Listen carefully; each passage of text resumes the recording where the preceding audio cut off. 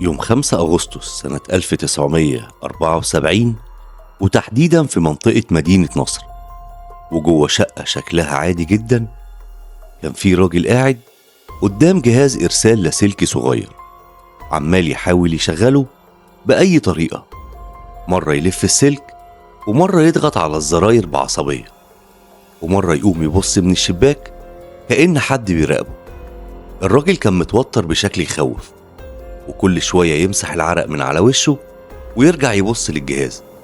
وفجأة الجهاز اشتغل، صوت تشويش خفيف ملى الأوضة. فالراجل اتنفس بالراحة وقال: أخيرا اشتغل.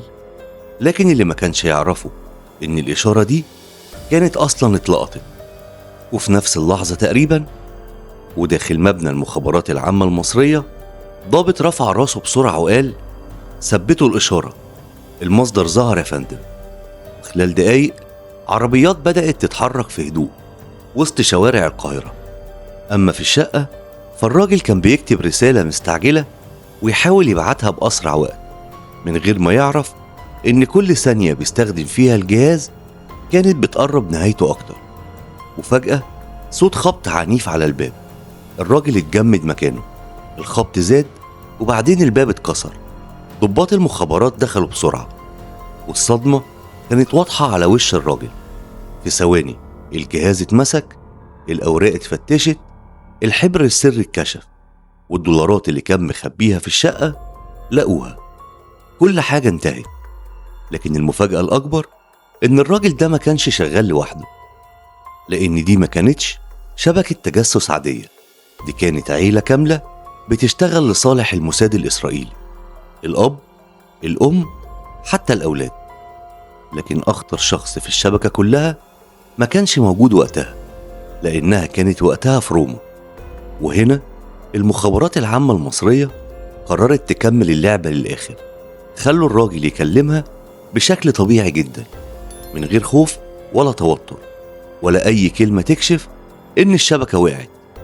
وفعلا رجعت مصر وهي مطمنة. دخلت الشقة، وبمجرد ما فتحت الباب لقت قدامها صقور المخابرات العامة. واحد منهم بصلها بهدوء وقال: ازيك يا مدام دينا.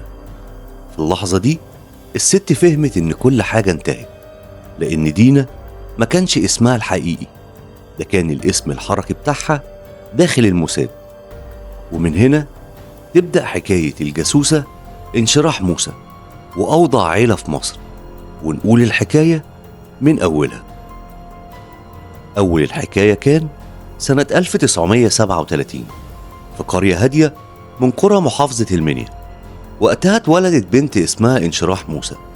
عيلة بسيطة جدا، لا عندهم عز ولا جاه، لكن أبوها كان مختلف شوية عن أغلب رجالة القرية وقتها. الراجل كان مؤمن إن التعليم ممكن يغير مستقبل البني آدم، حتى لو كانت بنت. ودي كانت حاجة نادرة جدا في الزمن ده، لأن أغلب الناس وقتها كانوا شايفين إن البنت آخرها تعرف تكتب اسمها وخلاص. انشراح من وهي صغيرة كانت شاطرة في الدراسة، وبتحب تبقى مميزة عن كل اللي حواليها. بس في نفس الوقت كان جواها إحساس إنها أكبر من الحياة اللي عايشاها. البنت كانت كل ما تبص حواليها وتحس إن الدنيا واقفة في نفس المكان، تقول لنفسها: هو أنا هفضل طول عمري هنا؟ كان نفسها تشوف القاهرة وتمشي في شوارعها. ومع الوقت أبوها لاحظ إن عندها طموح زيادة عن الطبيعي، فقرر يشجعها. وفي مرة قال لها: لو جبتي مجموع حلو في الإعدادية هاخدك معايا القاهرة نحضر فرح قرايبنا. وبالنسبة لانشراح، الموضوع ده كان أهم من النتيجة نفسها. البنت حرفيا كانت مستنية السفر أكتر من أي حاجة تانية. وفعلا نجحت بمجموع كويس وسافرت مع أبوها القاهرة. أول مرة تشوف المدينة الكبيرة، العمارات العالية والمحلات. وهناك في الفرح حصلت اللحظة اللي غيرت حياتها كلها. انشراح وقتها كانت لسه صغيرة في السن، لكن شكلها كان أكبر من عمرها، وعندها حضور ملفت خلى ناس كتير تاخد بالها منها. ومن بين كل الموجودين كان في شاب اسمه إبراهيم شاهين، شاب من العريش، شغال كاتب حسابات. وعايش حياة مستقرة نوعا ما. أول ما شاف انشراح اتشدلها بسرعة، وكأن دماغه قالت له هي دي. الغريب إن انشراح كمان ارتاحت له من أول مقابلة، يمكن لأنه جاي من مكان بعيد، أو لأنه كان بالنسبة لها بوابة لحياة مختلفة عن القرية اللي نفسها تهرب منها. وبعد أيام قليلة إبراهيم راح بنفسه بيت أهلها في المنيا وطلب إيديها للجواز.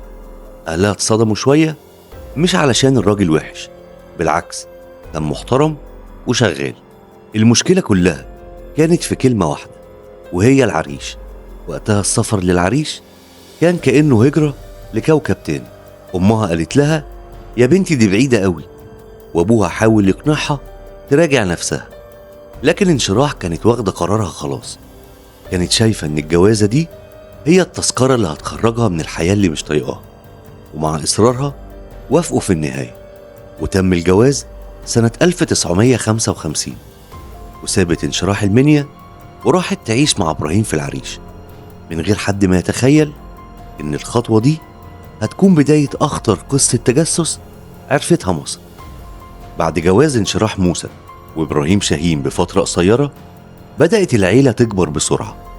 أول طفل جه بعد أقل من سنة وسموه نبيل، وبعده جه محمد، وبعدها بكام سنة جه عادل.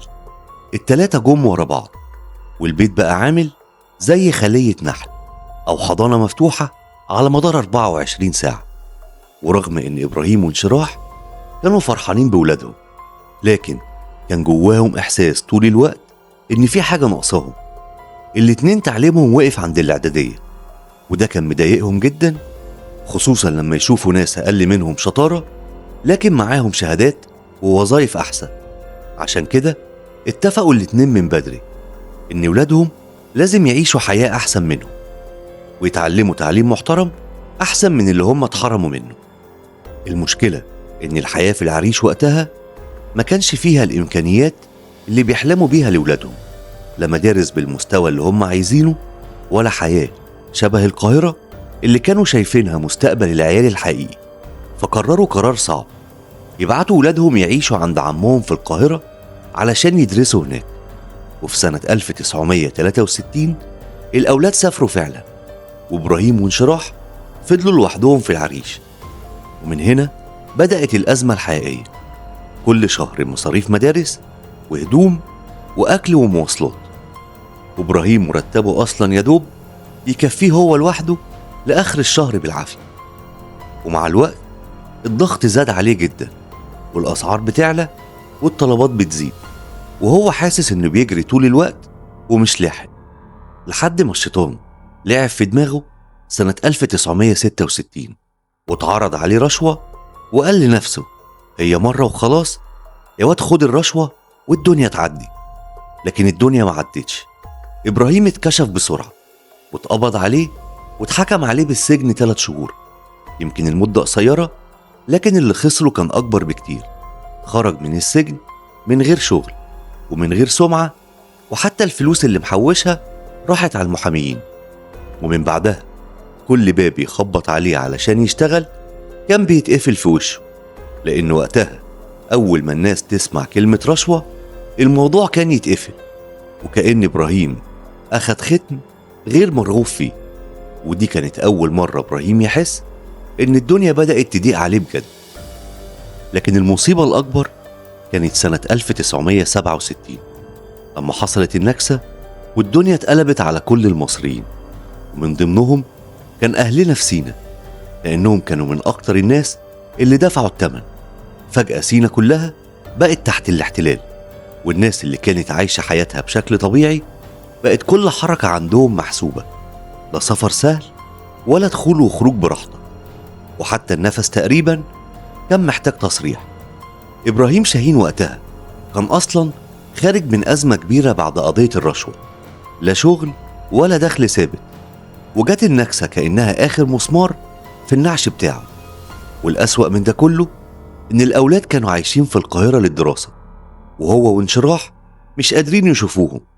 وكان كل يوم تقريبا إبراهيم يروح لمكتب الحاكم العسكري الإسرائيلي في العريش يقدم طلب تصريح سفر، وكل يوم ياخد نفس الرد البارد: تعالى بعدين. الطلب لسه ما توافقش عليه، مفيش سفر دلوقتي. أما انشراح فكانت كل شوية تسأله: عملت إيه؟ وهنسافر إمتى؟ لحد ما في ليلة قالت له وهي مخنوقة: أنا بقالي شهور ما شفتش العيال، حتى صوتهم بقى بعيد عني. الكلام ضغط على إبراهيم أكتر. الراجل أصلا حاسس إنه مكسور، ولا قادر يصرف، ولا قادر ياكل، ولا حتى قادر يتحرك. فقرر يروح المكتب مرة تانية، لكن المرة دي أعصابه كانت مشدودة. دخل اتخانق تقريبا مع الموظفين، ورفع صوته وقال: هو أنا ناقص؟ لا شغل ولا فلوس ولا حتى أعرف أشوف عيالي؟ وفي وسط الزعيق ده ظهر ضابط إسرائيلي اسمه أبو نعيم. كان هادي جدا على عكس الجو المشحون اللي في المكان. قرب من إبراهيم وقال له: تعالى نتكلم جوه. إبراهيم دخل معاه المكتب، وهناك بدأ يحكي له كل حاجة: قضية الرشوة، سجنه، وإن الناس بقت تبصله على إنه واحد فاسد، وإنه بقى مش لاقي ياكل حرفيا. أبو نعيم سمعه للآخر، وبعدها ابتسم له وقال: ما تشيلش الهم، موضوع التصريح هيتحل. وبعدين حصل الموقف اللي غير كل حاجة. أبو نعيم سلم إبراهيم شنطة مليانة أكل، رز وسكر ودقيق ومكرونة وحاجات البيت الأساسية. وقتها إبراهيم حس إن الراجل جدع. رجع البيت وهو شايل الشنطة كأنه راجع بغنيمة حرب. انشراح أول لما شافت الأكل اتفاجئت، وإبراهيم بدأ يحكي لها عن أبو نعيم، وإنه وعده كمان يخلص له تصريح السفر. وبدل انشراح ما تقلق من الكلام، ردت ببساطة: حلو، أهو الناس بتساعدنا، شكلهم طيبين يا هيما، مش زي ما بنسمع عنهم. وهنا كانت أول غلطة حقيقية، لأن في الوقت ده أغلب أهالي سينا، إذا ما كانش كلهم، رافضين أي تعامل مع الاحتلال. ناس كتيرة كانت بتعتبر مجرد إن هم ياخدوا مساعدة منهم إهانة أو خيانة، لكن إبراهيم وانشراح كانوا في حالة ضعف نفسي ومادي خلتهم يشوفوا الموضوع بشكل تاني. وبعد يومين فعلا إبراهيم رجع المكتب، وأبو نعيم سلمه تصريح السفر ليه والانشراح. إبراهيم فرح جدا وفضل يشكره، لكن قبل ما يمشي أبو نعيم قال له جملة صغيرة. الجملة دي فتحت باب الكارثة كلها. قال له: إحنا ساعدناك، أكيد أنت هتساعدنا. إبراهيم وقف ساكت شوية ورد على أبو نعيم قال له: أساعدكم؟ أساعدكم إزاي يعني؟ فأبو نعيم رد عليه قال له: مساعدة صغيرة، لما تنزل القاهرة عاوزينك تكتب لنا تقرير بسيط عن الأسعار والحالة الاقتصادية هناك، يعني أسعار الخضار، الفاكهة، عيشة الناس عاملة إزاي. كلام شكله عادي جدا يعني. لكن إبراهيم فهم إن الموضوع أكبر من مجرد طماطم وبطاطس. الراجل كان حاسس إن بيحط رجله على أول درجة في سلم خطر. رجع البيت وهو سرحان، وانشراح مستنياه فرحانة علشان أخيرا هتشوف ولادها بعد شهور. لكن أول لما شافت وشه قالت له: مالك؟ ده المفروض ترقص من الفرحة. إبراهيم حكى لها على الطلب اللي طلبوه منه. كان متردد ومش مرتاح، لكن انشراح فكان ردها أبرد من التلاجة في يناير. قالت له: يعني هم طلبوا أسرار حربية؟ ما الأسعار دي أي حد في الشارع عارفها. إبراهيم قال لها: بس برضو دول احتلال. ردت بسرعة: احتلال إيه بس؟ إحنا هنقول لهم كيلو الطماطم بكام، وبعدين ما تنساش إنهم سهلوا سفرنا. الكلام دخل دماغ إبراهيم بالتدريج، خصوصا إنه أصلا محطم نفسيا وماديا، وأي باب مفتوح قدامه كان شايفه طوق نجاة. وفعلا سافر هو وانشراح للقاهرة، وقعدوا شوية مع أولادهم. لكن وسط الزيارات والخروجات إبراهيم كان مركز في الأسعار أكتر من أي تاجر جملة في العتبة. يسأل هنا، يبص هناك، ويسجل كل حاجة في دماغه. وبعد ما رجعوا العريش راح إبراهيم وقابل أبو نعيم وسلموا المعلومات. وقتها أبو نعيم عرفه على راجل تاني اسمه أبو يعقوب. وأبو يعقوب ده ما كانش ضابط عادي، ده كان مسؤول عن تشغيل ومتابعة العملاء. أبو يعقوب استقبل إبراهيم بطريقة خلت الراجل يحس إنه شخصية مهمة. كلام هادي، ابتسامات، واحترام زيادة شوية عن اللزوم. وبعد شوية لف ودوران بدأ يسأله عن الفدائيين اللي بيقاوموا الاحتلال في سينا، وقال له: أكيد تعرف ناس منهم بحكم شغلك وحياتك. إبراهيم سكت لحظة، لكن في النهاية الاسم واحد فعلا كان يعرفه. وهنا حصل التحول الحقيقي. أبو يعقوب فتح درج المكتب وطلع ظرف حطه قدام إبراهيم، جواه 200 دولار. وقتها الرقم ده كان ضخم جدا، يعني موظف كبير في الحكومة كان ممكن يقبض 20 جنيه بالعافية. ولكن إبراهيم كان ماسك في إيده مبلغ يقدر يغير حياته كلها. طبعا رجع البيت وهو متوتر جدا، وشه أصفر تقريبا كأنه كان عنده دم. وأول لما دخل قال لانشراح: أنا حاسس إن عملت مصيبة. وحكى لها عن الفدائي اللي عرفهم اسمه. وفي الآخر ببرود قال لها: أنا قلقان يمكن الراجل اللي قلت لهم عليه يكون اتقتل. انشراح سكتت لحظة، وبعدين قالت له بمنتهى البساطة: ما هم كده كده كانوا هيجيبوه. إبراهيم قال لها: بس دي خيانة يا انشراح. ردت بسرعة: خيانة ايه؟ هو حد وقف جنبنا غيرهم؟ الناس دي ساعدتنا واحنا بنعمل شغل قصاده وخلاص. ركز في عيالك ومستقبلهم. وبعدين ما انا قلتلك دول ناس طيبين قوي.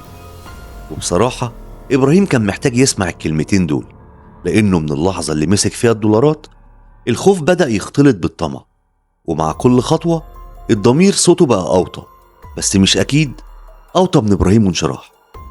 وفي اليوم اللي بعده أبو يعقوب طلب يقابل إبراهيم، وقعد معاه وبمنتهى الصراحة قال له: إحنا عارفين إنك فاهم إنت بتعمل إيه، ومن النهاردة إنت بقيت واحد من رجالتنا.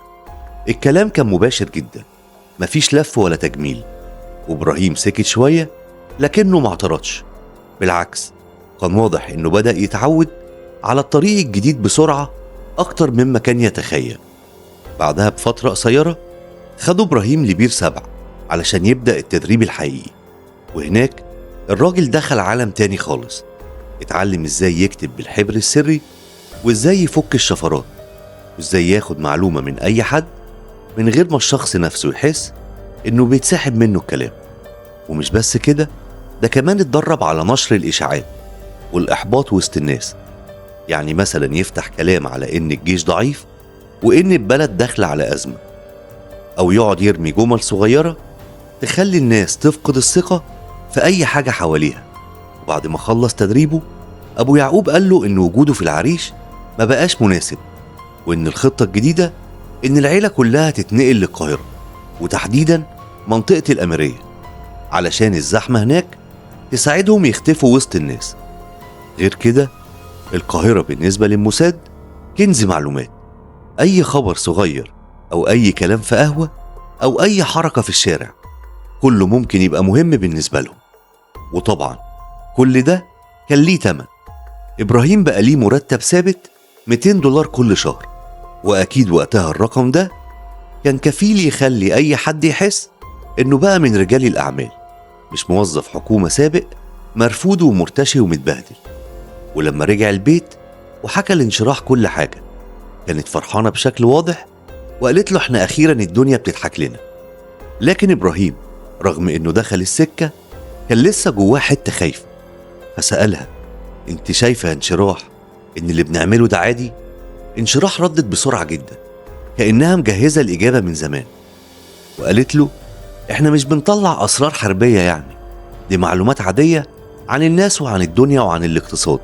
وبصراحة انشراح كان عندها قدرة غريبة إنها تخلي أي حاجة غلط تبان عادية جدا. وفعلا في نوفمبر سنة 1967 العيلة اتنقلت كلها لشقة جديدة في الأميرية، والأولاد رجعوا يعيشوا معاهم. وفجأة الحال اتغير، شقة أحسن، فلوس أكتر، وسفريات بدأت تظهر فجأة. ولأن النقلة كانت كبيرة بشكل يلفت النظر، انشراح طلعت بفكرة عبقرية بالنسبة لها، وهي إنهم يفتحوا شركة تجارة في الملابس والأجهزة الكهربائية، علشان يبقى عندهم سبب منطقي للفلوس والسفر المستمر. ومن هنا الموضوع ما بقاش مجرد تعاون عابر، دي بقت شبكة بتتبني خطوة خطوة، والعيلة كلها داخلة على مرحلة أخطر بكتير. ومع الوقت انشراح موسى بدأت تحس إن إبراهيم شاهين هو اللي واخد كل الأضواء، مع إن أغلب الأفكار كانت طالعة من دماغها هي. إبراهيم ينفذ ويقابل الناس ويسافر، لكن انشراح كانت قاعدة ورا الستارة تحرك الدنيا. وده ما كانش عاجبها خالص. وفي يوم قالت له بصراحة: هو انت هتفضل شغال لوحدك معاهم وانا مجرد كومبارس؟ انا عايز انا كمان اشتغل معاهم. ابراهيم ضحك وقتها، لكنه ما كانش فاهم ان انشراح بدأت تدخل المرحلة الاخطر، مرحلة الطمع الحقيقي. وقالت له: من هنا ورايح اكتب اسمي معاك في اي تقرير. وفعلا بقت تتعمد تحط اسمها في الرسائل اللي بتتبعت للموساد، وكأنها بتقول لهم: خدوا بالكم انا موجودة. وبالفعل خدوا بالهم منها، خصوصا ان هم اكتشفوا ان الست دي شخصيتها قوية ولسانها حاضر وعندها استعداد تعمل اي حاجة مقابل الفلوس والحياة اللي نفسها فيها. وبعد فترة قصيرة الموساد جند انشراح رسميا، وبقى ليها مرتب مستقل بالدولار غير مرتب إبراهيم. ومن اللحظة دي العلاقة بينهم وبين الموساد بقت أعمق بكتير من مجرد مصدر للمعلومات. الغريب إن إبراهيم نفسه بدأ يعتمد على رأيها في كل حاجة، لو اتردد هي تدفعه، ولو خاف تطمنه، ولو حس بالذنب أكيد كانت بتقدر تبرر له، لدرجة إنك تحس إن انشراح كانت كأنها المدير التنفيذي للعيلة الوضيعة دي، وإبراهيم مجرد موظف بينفذ التعليمات. وبعد شهور وصلتهم أوامر جديدة بالسفر. الخطة كانت معقدة شوية علشان محدش يشك فيهم. خرجوا الأول للبنان، ومنها سافروا على روما، وهناك قابلوا أبو يعقوب. وأبو يعقوب قال لهم إن الحكومة في تل أبيب عايزة تكرمهم بنفسها على شغلهم الممتاز، وطبعا ما كانش ينفع يسافروا بأسمائهم الحقيقية، فتم تجهيز جوازات سفر وهويات مزورة ليهم. وفعلا انشراح وإبراهيم سافروا على تل أبيب، وهناك اتعاملوا معاهم معاملة مختلفة: استقبال في المطار، اهتمام زيادة، وحفاوة تخلي أي حد يحس إنه بقى شخصية مهمة. وده كان جزء من اللعبة النفسية، والموساد كان بيعرف كويس إزاي يخلي العميل يحس إنه بطل. ومش بس كده، دول كمان ادوهم أسماء ورتب عسكرية إسرائيلية. انشراح بقت الملازم أول دينا عمر، وإبراهيم بقى الرائد مشيع عمر. تخيل كده، ناس من كام سنة كانوا بيجروا ورا تصريح سفر فجأة بقوا لابسين دور ضباط. بعدها بدأ التدريب المتقدم، اتعلموا التصوير الاحترافي وازاي يخبوا الكاميرات وازاي يفرقوا بين أنواع الأسلحة والمعدات العسكرية، وكل ده بهدف واحد: إنهم يرجعوا مصر ويصوروا أي حاجة ممكن تفيد الموساد، قواعد عسكرية، طرق، منشآت، وحتى الحالة النفسية للناس في الشارع. وبعد ما خلصوا كل ده رجعوا القاهرة وهم واخدين كل التكليفات الجديدة. بعد رجوع إبراهيم شاهين وانشراح موسى من تل أبيب بدأت الرحلات الغريبة. مرة يقولوا رايحين اسكندرية علشان يغيروا جو، ومرة رايحين اسماعيلية، ومرة عندنا شغل وتجارة في السويس.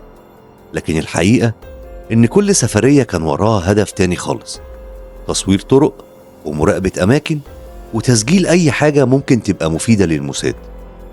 إبراهيم بقى ماشي بالكاميرا أكتر ما الناس بتمشي بالمحفظة في جيبها، وأي مكان في جنود أو معدات أو حتى حركة غير طبيعية كان لازم يتصور.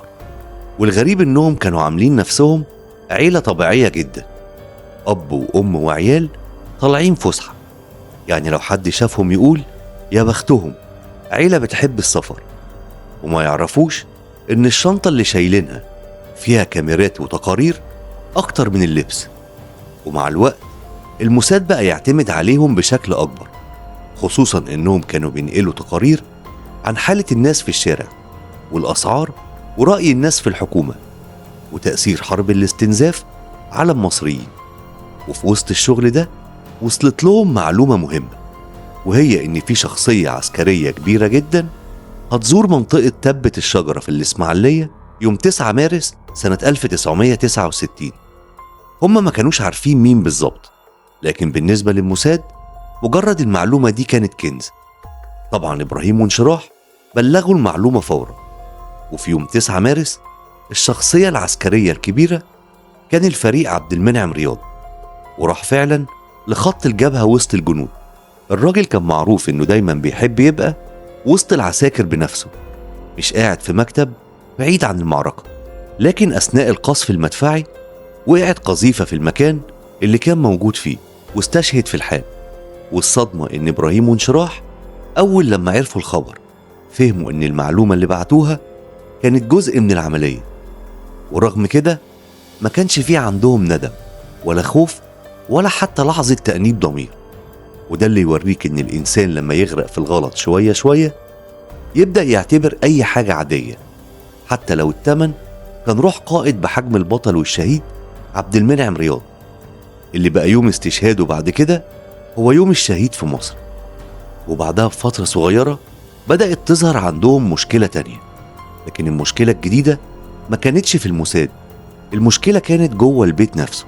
العيال كبروا، نبيل ومحمد وعادل بقى يلاحظوا ان ابوهم وامهم بيسافروا كتير وبيصوروا اكتر ما بيتفسحوا، وفي فلوس داخله البيت بشكل مش طبيعي، وشقة كويسة، لبس، مستوى معيشة اكبر بكتير من دخل ابوهم المعروف.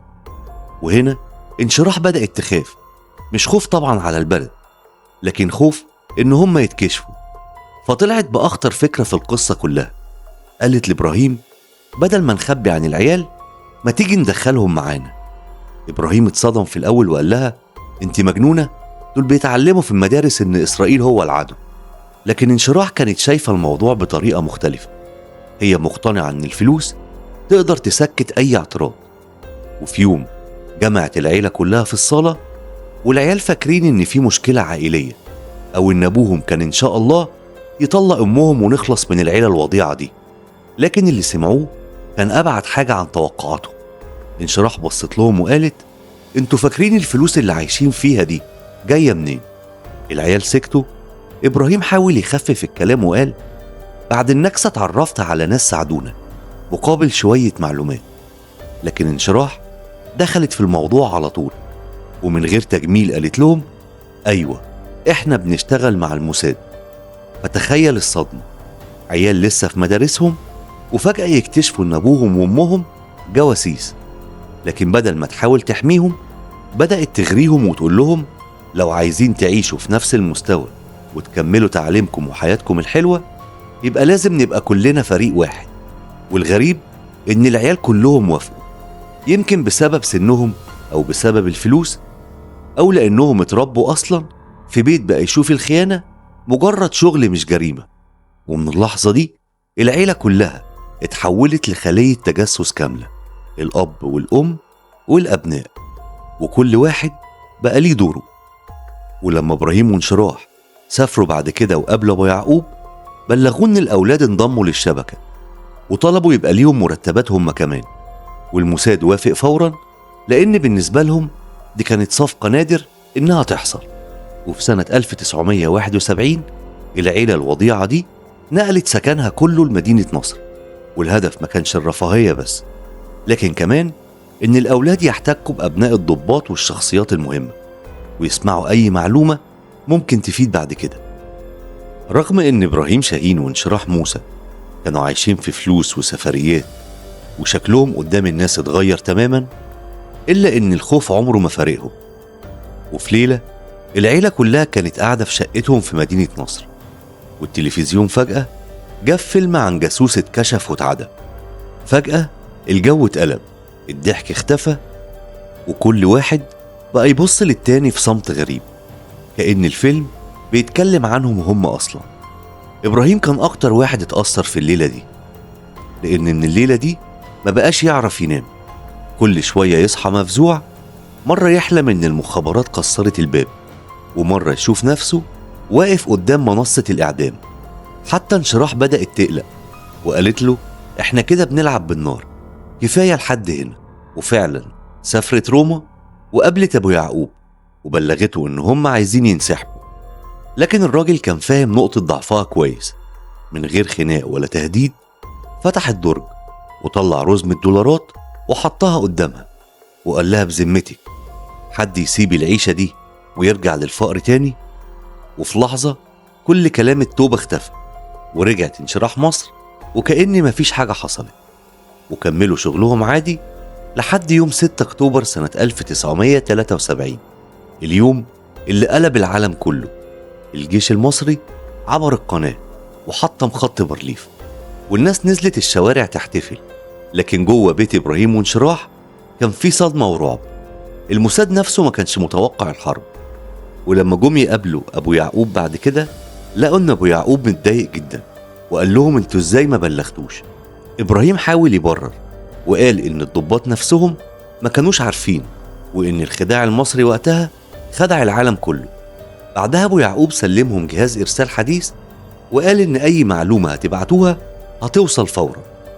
لكن الجهاز ده كان بداية نهايتهم، لأنهم أول لما رجعوا القاهرة وحاولوا يشغلوه لقوا إن الجهاز عطلان. انشراح قالت تسافر تجيب غيره، لكن إبراهيم أصر يصلحه بنفسه، وهو مش عارف إن كل محاولة تشغيل كانت بتقرب المخابرات المصرية منهم أكتر وأكتر. لأن بعد ما إبراهيم فضل يحاول، المخابرات المصرية في الوقت ده كانت شغالة على أعلى مستوى. أي إشارة غريبة طالعة أو داخلة كانت بتترصد، خصوصا بعد حرب أكتوبر. ومع تكرار محاولات التشغيل الإشارة اتلقطت وبدأت رحلة تتبع صاحبها. التحريات وصلتهم لإبراهيم شاهين، راجل عادي ساكن وسط الناس، لكن تحركاته وسفرياته وحتى طريقة عيشته خلت حواليه 1000 علامة استفهام. وابتدت المراقبة في هدوء، من داخل من خارج، بيقابل مين وبيكتب ايه، لحد ما الصورة اكتملت قدام المخابرات العامة. وفي يوم 5 أغسطس سنة 1974 النهاية بدأت رسمي، لأن أولاد إبراهيم كانوا في البيت وفجأة لقوا أبوهم داخل ومعاه ضباط من المخابرات. إبراهيم وقتها كان وشه أصفر. الضباط دخلوا فتشوا الشقة بدقة ومفيش مكان إلا وتفتش، وخلال فترة قصيرة لقوا المصيبة كاملة: أجهزة إرسال، أوراق مكتوبة بالحبر السري، شفرات ومبالغ بالدولار. ساعتها ما بقاش في مفر، إبراهيم والأولاد كلهم اتمسكوا. لكن انشراح كانت وقتها في روما ولسه ما تعرفش إن الدنيا اتقلبت فوق دماغهم. هنا المخابرات المصرية لعبتها بذكاء شديد، خلوا إبراهيم يكلمها بشكل طبيعي جدا، كأن مفيش أي حاجة حصلت، ولا صوت متوتر ولا كلمة زيادة، مجرد زوج بيكلم مراته عادي جدا علشان ترجع مصر من غير ما تشك. وفعلا انشراح رجعت يوم 24 أغسطس، دخلت البيت وهي فاكرة إنها جاية تكمل شغلها المعتاد. لكن أول لما فتحت الباب اتفاجئت برجال المخابرات قدامها، وفي لحظة صمت قصيرة واحد منهم قال لها الجملة اللي وقعت قلبها: ازيك يا مدام دينا. وبعد التحقيقات أفراد العيلة اعترفوا بكل حاجة، من أول التواصل مع أبو نعيم وأبو يعقوب لحد السفر والتقارير والتجنيد وكل العمليات اللي شاركوا فيها. المحاكمة كانت من أشهر القضايا وقتها، والمحكمة حكمت بإعدام إبراهيم شاهين وانشراح موسى بالشن. أما الأبناء فاتحكم عليهم بأحكام مختلفة، وده كان بسبب سن بعضهم وقت القبض عليهم. نبيل أخد 5 سنين، ومحمد وعادل اتحولوا للأحداث.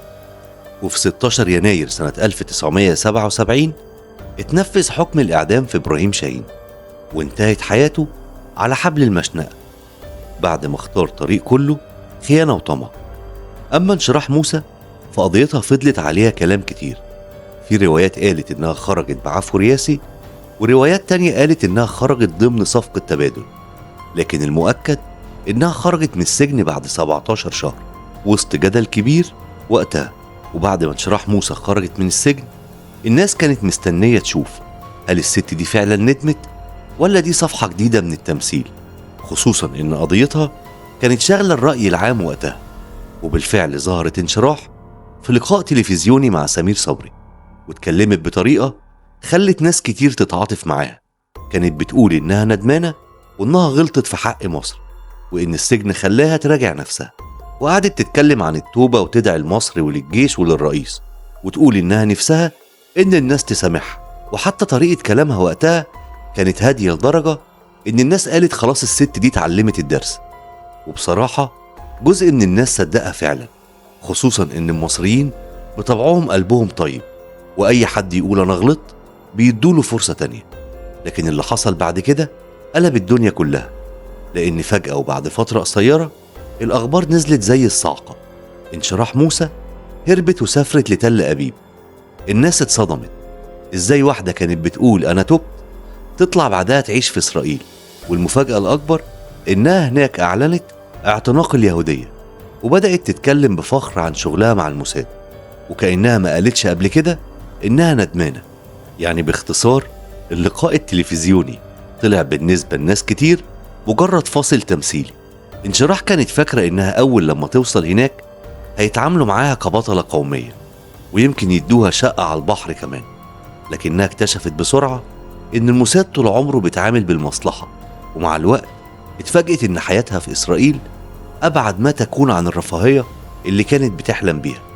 اشتغلت شغلانات بسيطة ومهنية، ومن ضمنها تنظيف حمامات في أماكن عامة، وده كان صادم جدا ليها بعد كل اللي كانت متخيلة إنها توصل له هناك. أما ولادها فكل واحد فيهم اتشرد بطريقته، وفيهم اللي غير اسمه وحاول يبدأ من جديد وسط المجتمع الإسرائيلي. ومع تقدمها في السن وتدهور حالتها الصحية، طلبت إنها تدفن في مصر بعد وفاتها، لكن الطلب اترفض. وفي النهاية ماتت انشراح موسى واتدفنت في تل أبيب على الطريقة اليهودية. ودي كانت النهاية الحقيقية لعيلة باعت بلدها علشان الفلوس، وبكده يكون اتقفل ملف انشراح موسى وإبراهيم شاهين. وتحيا مصر دايما حرة قوية، وتحيا الأمة العربية موحدة بعزتها وكرامتها. ورحم الله كل من دافع عن أرضه ووطنه بشرف. السلام عليكم، وتصبحوا على ألف خير. وستبقى مصر أرضا وشعبا وتاريخا لا ينكسر.